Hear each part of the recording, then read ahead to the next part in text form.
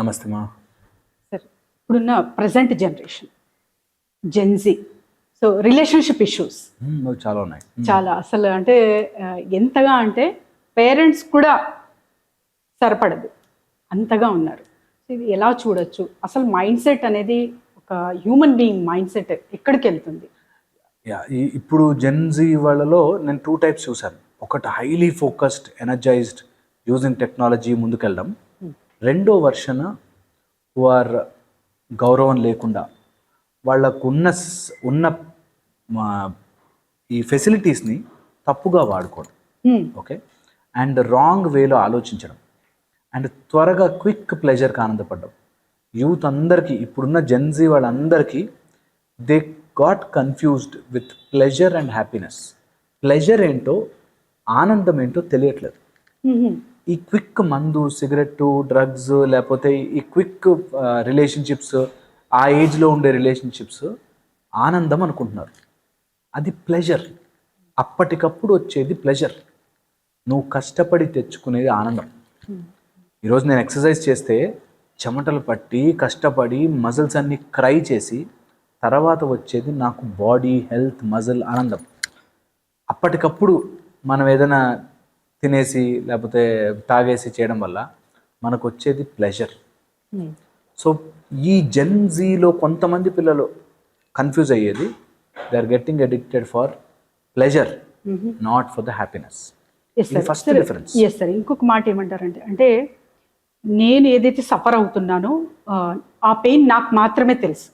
So నాకు ఇష్టం లేని చోట కూడా ఉన్నాను, నాకు ఇష్టం లేని మనుషులతో కూడా ప్రయాణిస్తున్నాను, కానీ ఆ తట్టుకుంటున్నాను కాబట్టి అని క్విక్గా ప్లెజర్ని ఎక్స్పెక్ట్ చేయడం, అందులో వెళ్ళడం జరుగుతుంది. So how can they control that? రెండు మనము ఈ జనరేషన్కి మనం చేసిన 2 అన్యాయాల్లో ఈ 2 చాలా చాలా ముఖ్యమైనవి. ఫస్ట్ వచ్చేసి ప్యాషన్. మనం నేర్పించి అన్యాయంగా మోసం చేసింది ఏంటంటే, నచ్చినది చేసుకో, నచ్చినది మాత్రమే చేసుకో అనే ఒక రాంగ్ కాన్సెప్ట్ నెత్తినెక్కించాం. Wrong concept. ఎందుకు చెప్తున్నా అంటే, నచ్చినది వస్తే ఓకే, నచ్చనిది రాకపోతే ప్రయత్నం చెయ్యి. ఇది యాక్చువల్గా చెప్పాల్సింది. హాఫ్ సెంటెన్స్ ఈజ్ నచ్చింది మాత్రమే చెయ్యి, నీకు మనసుకు నచ్చాలి అని. మనసు ఈజ్ సచ్ ఏ ఐటమ్. నువ్వు ఈరోజు నచ్చింది దొరికితే మళ్ళీ రేపు ఇంకోటి ఏదో నచ్చాలి దానికి. వెరీ బ్యాడ్ అది. సో మనసుకు నచ్చినట్టుగా ప్యాషనేట్గా ఉండాలి అని నేర్పించాము ఒకటి. సో నాకు కొంచెం మనసుకు నచ్చకపోతే ఉండను. You get the link there. Got it. అక్కడ మనసుకి కొన్నిసార్లు మనసుకు నచ్చిన ఉండవు. Yes, it's okay, find a way out అని ఆలోచించడం మానేసి మనసుకు నచ్చాలి, మనసుకు నచ్చాలి, మనసుకు నచ్చాలి, మనసుకు నచ్చాలి. అరే అన్నీ మనసుకు నచ్చినవి దొరకవురా.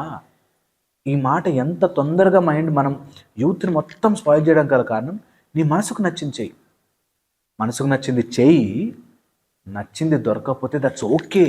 ఇది మొత్తం ఎగ్జాక్ట్లీ. మనసుకు నచ్చింది చెయ్యి.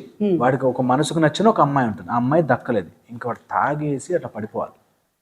ఎందుకురా, మనసుకు నచ్చింది ఒక అమ్మాయి, అమ్మాయి దక్కపోతే దట్స్ ఓకే, వాళ్ళకు లైఫ్ ఉంటుంది కదా. ఆ సింపుల్ లైన్ కట్ చేస్తారు. ఆ ప్యాషన్, నీకు నచ్చింది చెయ్యి, అరే నాకు హాఫ్ సెంటెన్స్. నాకు మనసుకు నచ్చింది, నాకు ఇప్పుడు ఇండియన్ టీంకి వికెట్ కీపర్ అవ్వాలని నా మనసుకు నచ్చింది, అవ్వగలనా?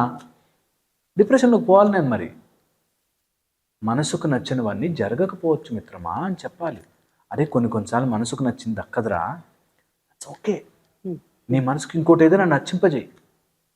ఈ విషయం నేర్పించక పిల్లల్ని ఇలా గాజు బొమ్మలు చేస్తే, మనసుకు నచ్చింది. నేను ఎన్ని రోజులండి అట్లా, నాకు నచ్చదు ఈ ఫీల్డ్ అన్నాడు ఒక అతను. ఏ ఫీల్డ్ నచ్చుతుందో పోనీ చెప్పు, దానికి తగ్గట్టుగా నువ్వు ప్రిపేర్ అవ్వు, చెయ్యి. యాజ్ సింపుల్ యాజ్ దట్ కదా. అంత సింపుల్గా వదిలిపెట్టరు. నా మనసుకు నచ్చిందే నా మనసుకు నచ్చిందే జరగాలి. వాడు నాకు మనసుకు నచ్చిన వాడు ఇంకోటి ఎవరినో పెళ్లి చేసుకుని వెళ్ళిపోయాడు, అందుకని నేను డిప్రెషన్లోకి వెళ్ళిపోవాలి. ఇట్స్ ఓకే, నీ మనసుకు అంత సీన్ ఇవ్వనవసరం లే. కొన్ని రోజులు అయ్యాక ఇంకోటి ఏదైనా నచ్చుతుంది, ఆ కాస్త బ్రేక్ ఎంజాయ్ చేసి మళ్ళీ కొత్తది ఏదైనా నచ్చుతుంది మనసుకి. ఈ విషయం తెలియక పిల్లలు ఈరోజు మా దగ్గరకు వచ్చి, నా జీవితం పర్పస్ సార్ అది అని మాట్లాడు ఒక అబ్బాయి. డిగ్రీ, ఇంటర్మీడియట్ కూడా, డిగ్రీ కూడా. ఈ పర్పస్ 5 ఏళ్ల తర్వాత నువ్వు మర్చిపోతావు కూడా, ఇంకోటి ఏదో పర్పస్ వస్తుంది నీకు. బికాస్ యూఆర్ ఎవాల్వింగ్, నీ మైండ్ చేంజ్ అయిపోతుంటుంది ఎప్పటికప్పుడు. కరెక్ట్. అందుకని అంత ఓవర్గా నాకు నచ్చిందే జరగాలి, మనసుకు నచ్చిందే జరగాలి వద్దు. అది బయటకి చాలా రోజీగా ఉంటుంది, నచ్చింది చేస్తున్నట్టు ఉండదు, ఉద్యోగం చేస్తున్నట్టు ఉండదు, మనసుకు నచ్చింది చేయాలి. నేను లిటరల్లీ మళ్ళీ ఆ మాట చెప్తున్నాను. మనసుకు నచ్చిన పని ఒకటి చేయాలనుకుని వెళితే అక్కడ నచ్చనివి 99 చేయాలి. Exactly, because you are attached to that. So many things ఉంటాయి. మనసుకు నచ్చింది ఒకటి ఉంటే మనసుకు నచ్చని 100 చేయాల్సి వస్తుంది, 99 చేయాల్సి వస్తుంది. అందుకని అన్నీ నచ్చిన ఉండవురా. ఏదున్నా నీ ముందు దాన్ని నచ్చేటట్టుగా మంచిగా చేసుకో. నీ ముందు ఏదున్నా సరే. ఒక అబ్బాయి ఏదో సివిల్స్ కోసం ట్రై చేస్తున్నాడు, 7-8 years నుంచి ట్రై చేస్తూనే ఉన్నాడు. ఓకేరా, అవ్వకపోవచ్చు, ఏమవుతుంది? అవ్వదు, రాదు, ఏంటి నా నష్టం ఏంటి? నా ఆశయం సార్, జీవిత ఆశయం. సరే ట్రై చేసావు, 8 సార్లు ట్రై చేసావు అంటే you are not worth for that, that's okay. ఇంకోటి ఏదైనా ట్రై చేసుకోవచ్చు కదా జీవితాల్లో. నేను అదే చేస్తా ఇంకా డిప్రెషన్ అయిపోయి ఇంట్లో వాళ్ళతో ఎవరితో మాట్లాడకుండా ఎందుకంత నువ్వు పోనీ చేసావే అనుకుందాం, అంత కష్టపడి 10వ వచ్చిందే అనుకుందాం, 10 years లైఫ్ నువ్వు బాధపడుతూ బతికావు. అది సినిమాలు ఎట్లా చూపిస్తారంటే 10 years కష్టపడ్డాడు, ఆ లాస్ట్కి వాడు వచ్చేసరికి అందరూ చప్పట్లు కొట్టి వావని బ్యాక్గ్రౌండ్ మ్యూజిక్ వస్తుంది అనుకుంటారు. ఏముండదు అంత సీన్, 2 రోజుల్లో మర్చిపోతావు. నేను ఒక అతన్ని చూశాను, మరి జీవితాంతం ఒక మంచి కారు కొనుక్కోవాలి, ఒక ఇల్లు కట్టుకోవాలి అని ఆశపడ్డాడు. మంచి ఇల్లు కట్టాడు, మంచి కారు కొనుక్కున్నాడు. ఎన్ని రోజులు చూపిస్తాడు ఆ ఇల్లు? 1 month, 2 months, 1 year. తర్వాత పాత అయిపోయింది కదా, నీ మనసుకి ఇంకోటి నచ్చుతుంది. నువ్వు దాన్ని వాడెవడికో చూపించడానికి నా ప్యాషను అని తిరుగుతారు. అంటే ప్యాషన్ ట్రై చేయి, రాలేదనుకో దట్స్ ఓకే. ఈ మధ్య ఎవరో డైరెక్టర్ సినిమాల వాళ్ళు కూడా చెప్తున్నారు, నేను అది లేకపోతే, అది హిట్ కాకపోతే ఇంకా నేను రోడ్డు మీదే అన్నాడు. అసలే ఇంకోటిసారి ట్రై చేయి, ఏం కాదు, ఏమీ కాదు. ఇది పిల్లలకి నేర్పించాలి ఈరోజు. దట్ గట్టిగా ట్రై చేసేటప్పుడు రాలేదనుకో దట్స్ ఓకే. ఇది నేను చెప్తున్నా అనుకుంటాను కాదు, శ్రీకృష్ణ పరమాత్ముడు చెప్పాడు, దట్ యుద్ధం చేయి, గెలుస్తావా ఓడుతావా నీకు అనవసరం, don't get in to that. Result is never in your hands, never. So అందుకని నాకు నీ కళ్ళ ముందు ఏది ఉంటే, ఈరోజు వంట చేస్తున్నావా, ప్యాషనేట్గా వంట చేయి. ఈరోజు నిద్రపోతావా, ప్యాషనేట్గా, నీ అంత బెస్ట్ నిద్ర ఎవడబోడు. ఏదున్నా చెయ్యి, ఎంజాయ్, లైఫ్ కదా, మొత్తం అంతా లైఫే కదా. అందులో నువ్వు ఒక సక్సెస్ వస్తేనే ఒక అబ్బాయి, లిటరల్లీ చెప్తున్నాను, ఎగ్జామ్ వాళ్ళకి చూపిస్తా సార్ నేనంటే ఏంటో అన్నాడు. వద్దురా అన్న, వాడెవడుకో నువ్వు అంటే ఏంటో, ఎందుకు దాని మీద ప్రెషర్, ఇక్కడ బర్డెన్, ప్రెషర్ అవసరం లేదు, నీ పని నువ్వు చేసుకో.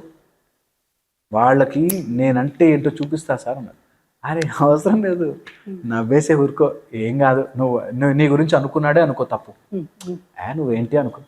ఈ జెన్జీ నెక్స్ట్ జనరేషన్ పిల్లలు నేర్చుకోవాల్సింది ఇది, దట్ అన్నిటికీ మనస్ఫూర్తిగా ట్రై చేస్తా, ఏ కష్టం వచ్చినా వెయిట్ చేస్తా, ఎంత ప్రాబ్లం అయినా సరే ప్లెజర్, ఇప్పుడు సుఖం కాకుండా టైం ఉంది దానికి, మెల్లగా చేసుకుంటా.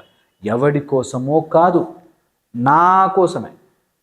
నేను నా లెవెల్ ఇంప్రూవ్ చేసుకోవడానికి, నా పరిస్థితి బెటర్ చేసుకోవడానికి, not with the pressure, with peace of mind. అది that will give life changing అవుతుంది. పేరెంట్స్ కూడా చెప్పాలి, నువ్వు ఇది తీసుకుంటా అని అటు మార్చకు, అటు తీసుకుంటా అని ఇటు మార్చకు, నీ ఫ్రెండ్ చెప్పాడని మార్చకు. ఓ రోజు ఒక 1 week దాని మీద వర్కౌట్ చేయి, నచ్చిందా చెయ్యి. నువ్వు నచ్చింది చేసేటప్పుడు మాత్రం నీ ఎఫర్ట్ తక్కువ ఉండకూడదు, నీ ఎఫర్ట్ షుడ్ బి 100%. నువ్వు కొడితే నిజంగా అసలు దిమ్మ తిరిగిపోవాలంటారు, అట్లా ఉండాలి. తర్వాత ఎఫర్ట్ పెట్టేటప్పుడు ఫుల్ ఎఫర్ట్, రిజల్ట్ గురించి అసలు ఓపెన్ చేసి కూడా చూడొద్దు, వస్తుంది. That attitude I want Gen Z kids to learn. ఏది తొందరపడి రాదు. కొన్ని నిజంగా మన లైఫ్లో లేవు, దట్ ఈస్ ఓకే, వదిలిపెట్టేయాలి. కొన్ని లేవు, ఒక అమ్మాయి ఎవరో మన లైఫ్లోంచి వదిలిపోతే, లేదు అమ్మ మన లైఫ్లో, దట్స్ బాధ ఉంటుంది, ఎప్పుడైనా గుర్తుకొచ్చినప్పుడు అరే అనిపిస్తుంది, దట్స్ ఓకే, వెళ్ళిపోవాలి ముందుకి. దెబ్బ తగిలింది అబ్బా అనుకుంటాం, ముందుకు వెళ్తాం, అంతే. అలా ఉండాలి లైఫ్లో. మాకు అది లేకపోతే బతకలేను సార్, అది వద్దు, అంత సినిమా లేదు. సినిమాల ప్రభావం వల్ల అలా ఏదైనా ఒకటి అలా జరగగానే సాడ్ సాంగ్స్ పెట్టుకుని అట్లా ఆకాశంలోకి చూస్తూ అంత సీన్ ఇవ్వకూడదు దేనికి. Your life is priority. మిగతావన్నీ మసాలా. వచ్చిందా వెరీ గుడ్, లేకపోతే వెరీ వెరీ గుడ్. నిజంగా కూడా లైఫ్ అలా అప్పుడు చూస్తే, నేను ఎందుకు చెప్తున్నా అంటే ఈ మాట, సార్ అలా చేశాక then good things automatically will happen. అప్పుడే గుడ్ థింగ్స్ విల్ హ్యాపెన్. నేను చూశాను ఒక ఆవిడని, డైవర్స్ అయింది ఫస్ట్. ఆ డైవర్స్ అతను ఎప్పుడు కూడా పనుంది అని వెళ్ళిపోతాడు. ఈమె ఇన్సెక్యూరిటీలో బ్రతికింది. దట్ నాకు అవైలబుల్లో ఉండడు, ఆయన అవైలబుల్లో ఉండడు అని. దాని తర్వాత ఏదో గొడవ అయింది, బయటకు వచ్చేసారు. ఆమె ఇప్పుడు ఆ ట్రామాలోంచి ఆపరేట్ చేస్తుంది. దట్ ఈసారి నేను చేసుకుంటే మాత్రం నన్ను బాగా చూసుకునేవాడు. నిజంగా అలాంటి పర్సన్ వచ్చాడు, బాగా చూసుకునేవాడు అన్నట్టు 1 month బాగా చూశాడు. దాని తర్వాత మళ్ళీ same story repeats. You are attracting నీ మైండ్లో ఆ నెగిటివిటీని అలాగే గుంజుకొస్తావు. అందుకని దట్స్ ఓకే అని చెప్తూ ఉండాలి మైండ్కి ఎప్పుడు. ఏం కాదు, వస్తుంది, నెక్స్ట్ వస్తుంది, ఏం కాదు అనేది. సో హాఫ్ ప్యాషన్లు, ఓకే, హాఫ్ సెల్ఫ్ లవ్లు. రెండో రోగము self love. Sir half self love, okay. నన్ను నేను ఇష్టపడ్డం, ఓకే, ఎవ్వడికి తెలియాల్సిన పనిలే. నా లైఫ్ స్టేటస్ పెట్టి సెల్ఫ్ లవ్ అంటే నువ్వు you're not loving yourself. పక్కన అడిగినావు యూఆర్ షోయింగ్ ఆఫ్, యా కదా. అవసరం లేదు. నేను అంటుంది సెల్ఫ్ లవ్ అనేది ఒక beautiful mechanism to say okay, నువ్వు మస్తు చేసావు, చాలు, బాగానే కష్టపడ్డావు, ఏం కాదు అనేది loving your self. Self love అనేది ఒకటి, నేను నా ఇష్టం వచ్చినట్టు ఉంటా, అదే నా సెల్ఫ్ లవ్ అంటే కాదు. నీ ఇష్టం వచ్చినట్టు ఉండలేవు, because your in a society. నువ్వు అడవిలో చెట్టు మీద ఉన్నావు అనుకో, ఇష్టం వచ్చినట్టు ఉండొచ్చు. కానీ ఇక్కడ సొసైటీలో ఉన్నావు కాబట్టి అన్నీ కాదు, కొన్ని. Self love to a limit, నా ప్యాషన్ టు ఎ లిమిట్, అన్నీ అలా మోడరేట్గా వెళ్తే ఎంత బ్యూటిఫుల్ లైఫ్ ఉంటుందో. అందుకే ఆ మధ్యలో been that don't go in to extremes. నేను టూ మచ్ ఎక్స్ట్రోవర్ట్స్ని, టూ మచ్ ఇంట్రోవర్ట్స్ని చూశాను. టూ మచ్ ఎక్స్ట్రోవర్ట్స్ వాళ్ళు మామూలు ఇటు తిరిగి chair changed in my house అని కూడా పెడతారు. నీ ఇంట్లో చైర్ చేంజ్ అయితే ఏంటి, ఇది అయిపోతే ఏంటి, అయినా new chair in my house. నేను లిటరలీ ఎలాంటి వాళ్ళని చూసానంటే, వెల్కమ్ టు మై ఫ్యామిలీ అని ఒక కొత్త ఫోన్ కొనుక్కున్నాడని, అది ఇప్పుడు మా ఫ్యామిలీలోకి వచ్చిందని ఉన్నారు అలాంటి వాళ్ళు. అండ్ ఇంట్రోవర్ట్స్ వాళ్ళు ఇంకా ఎవరితోనూ మాట్లాడరు, ఏమీ షేర్ చేసుకోరు, ఇట్లా బోత్ ఎక్స్ట్రీమ్స్. అవి ఈ జనరేషన్లో ఎక్కువ చూస్తున్నాం. Because both sides too much. నాకు ఇది ఇష్టం, నాకు ఇది ఇష్టం. దట్స్ ఓకే రా, ఇష్టం నువ్వు జరగకపోవచ్చు అప్పుడప్పుడు. సో వాట్ విల్ హ్యాపెన్, ఇంకోటి ఏదైనా ఇష్టపడు. That's how life has to be. ఒక చోట ఆగిపోవద్దు. ఎందుకంటే నువ్వు డీల్ చేస్తున్నది, ఎన్ని జనరేషన్లు మారినా డీల్ చేస్తున్నది the sophisticated mind, super sophisticated brain. అది ఎటు తిప్పితే అటు తిరుగుతుంది. అందుకని జాగ్రత్తగా తిప్పండి, మధ్యలో ఉంచండి, బీ స్ట్రైట్. అండ్ నేను ఎప్పుడు రాసుకుంటుంటాను, నేను ఎప్పుడు చెప్పే మాట చెప్తున్నాను, ఇది అందరికి ఉపయోగపడుతుందని చెప్తున్నాను. ఎవరైనా పిల్లలు చూస్తుంటే అందరు చెప్తున్నాను, రియాలిటీలో బతకండి, ఫాల్స్లో బతకకండి. ఎట్టి పరిస్థితుల్లోనూ ఫాల్స్లో బ్రతకకండి.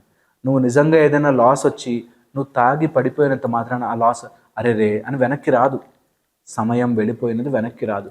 So live in reality. Right now రియాలిటీలో బ్రతకడం స్టార్ట్ చేస్తే బ్యూటిఫుల్ ఉంటుంది. Thank you sir, thank you so much.